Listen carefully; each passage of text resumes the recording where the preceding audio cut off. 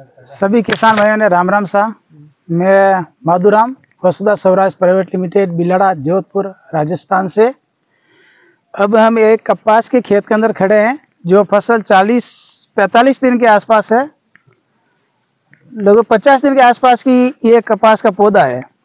तो अपन क्या करते हैं कि कपास में अपन बोल रहे हैं ना कि कपास का उत्पादन कैसे बढ़ाए, कैसे क्या करें। तो इसमें एक विधि है जो कपास को उत्पादन बढ़ाने के लिए अपन को कारगर साबित होगी।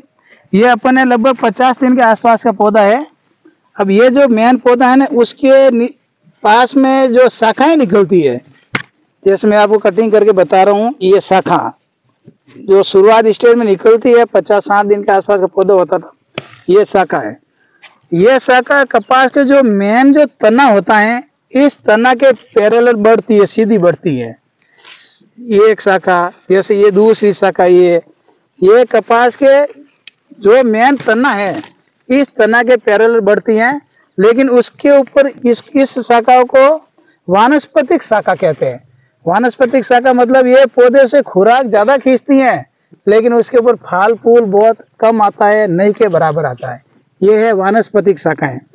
और वानस्पतिक शाखा तो अपनी ये जब फसल 45-50 दिन की हो जाए तो अलग अलग वैरायटी पर अलग अलग होती है।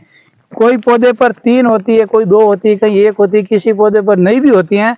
तो अपन को मेन ये जानना जरूरी है कि शुरुआत में जो पौधा होता है, इसके नीचे से जो शाखा जो होती है, वो शाखा मेन जो शाखा होती है उसके पैरेलल बढ़ती हैं, सीधी बढ़ती हैं।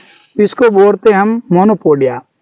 इस मोनोपोडिया की यदि अपन कटिंग कर ले, 2 शाखा 3 शाखा जो भी इसकी कटिंग कर ले, तो पौधे की जितनी भी खुराक है वो सब अपने मेन शाखा में आ जाएगी। तो मेन शाखा में आने के बाद में जो भी 2-3 शाखा कटने के बाद में पौधे कपास में ये सिम्पोडिया निकलते हैं। सिम्पोडिया मतलब है कि डायरेक्ट तने से जो निकलता है, शाखा निकलती है, उसके ऊपर ये फल फूल झंडू आना स्टार्ट हो जाते हैं। तो इसकी कटिंग करने के बाद में जो इसमें खुराक जाती हैं, वो पूरी खुराक मेन तने पर आ गई। और मेन तने पर आने के बाद में ये जो सिम्पोडिया है, ये सिम्पोडिया की संख्या बढ़ेगी और सिम्पोडिया की लंबाई भी बढ़ेगी। तो सिम्पोडिया की लंबाई बढ़ेगी तो फल फूल पुड़िया झंडू ज़्यादा आएंगे। और सिम्पोडिया की जो मेन सिम्पोडिया की जो शाखाएं बढ़ेगी, वो भी ज़्यादा बढ़ेगी।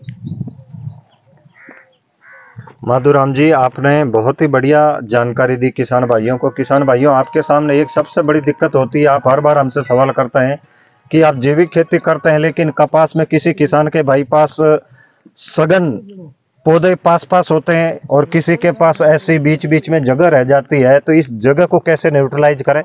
हाँ, कपास की फसल में जगह होनी चाहिए, सूरज की रोशनी जमीन पर पड़नी चाहिए।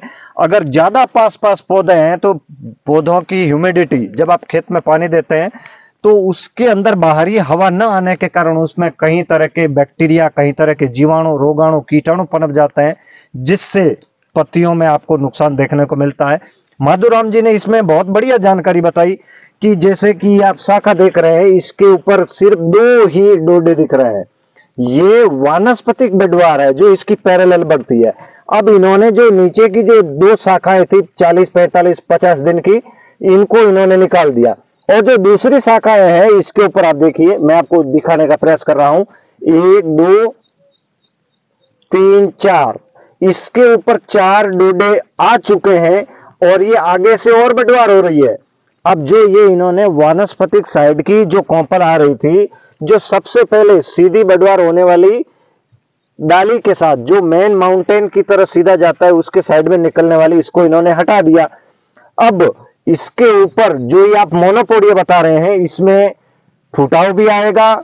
जैसे आप बेलदार फसलों में 2G कटिंग करते हैं, अनार की हर बहार लेने से पहले रिफिल टॉपिंग करते हैं, उसी प्रकार अगर आप कपास में हर बार 40-45 दिन की फसल हो जाए तो आप टॉपिंग और साइड की शाखाओं को उचित समय रहते अगर आप निकालते हैं तो आपका, माधुराम जी का कहना है और हमारा अनुभव है कि 20 से 25% उत्पादन सॉलिड बढ़ता है। और क्या जानकारी देना चाहेंगे इस वीडियो में माधुराम जी आप किसानों को?